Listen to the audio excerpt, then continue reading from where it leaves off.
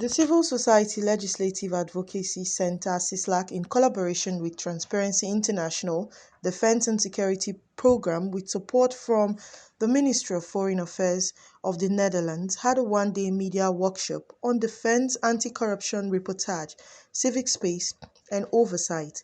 The Executive Director of CISLAC, Awal Ibrahim Rafsanjani, while delivering his welcome remarks, called on journalists not to sit and watch a corrupt few embezzle monies meant for the welfare of security personnel, procurement of arms and ammunition, while the challenges of insecurity continues to threaten our very own existence.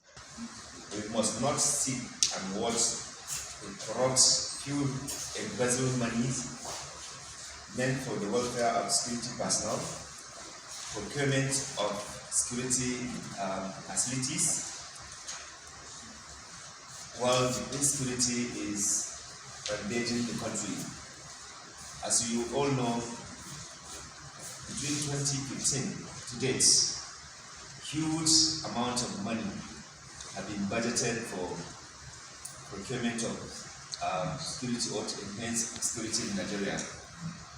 Sadly, we have seen more corruption in the security sector rather than enhancement or improvement of the security architecture in the country, given the huge amount of resources allocated from 2015 to date. The CISLAC boss was worried about the number of arms and ammunition that pass through the custom borders. There's something custom need to be, interrogated for the role or non-role that they are playing. Why should we have custom in every, major port, airports, seaports, and land border? And those kind of heavy, dangerous weapons are coming. They are not just, coming through spirit. They are passing through Nigeria because Nigeria is not able to manufacture those arms. So, which means that the security corruption is undermining our safety and protection in this country. Mr. Tolulope Agunloye gave his presentation to sensitize journalists on budget and budget process, especially defense budget monitoring. Where is the money coming from? How are we going to spend the money? Right? And the last thing is what? The period has to be specified. So we need those 3 things to make it what? A budget. Because you're working on a financial year, it simply means what? The budget should run between what? January to what? December. That is a normal budget. Right? But there are also rooms for what? Adjustment. But it still has to go through what? The same process all over again before it becomes what? A budget. The session was quite an interactive one, as reporters fully partook in the session with impressive contributions and suggestions.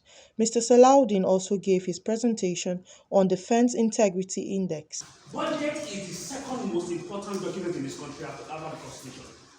The Constitution is first, the budget is second, which therefore means that it is actually second to the classical norm. When people take what has been approved legally, and that is why engagement must happen before a budget is approved, when the implementation process is ongoing, and even after the budget cycle has been completed.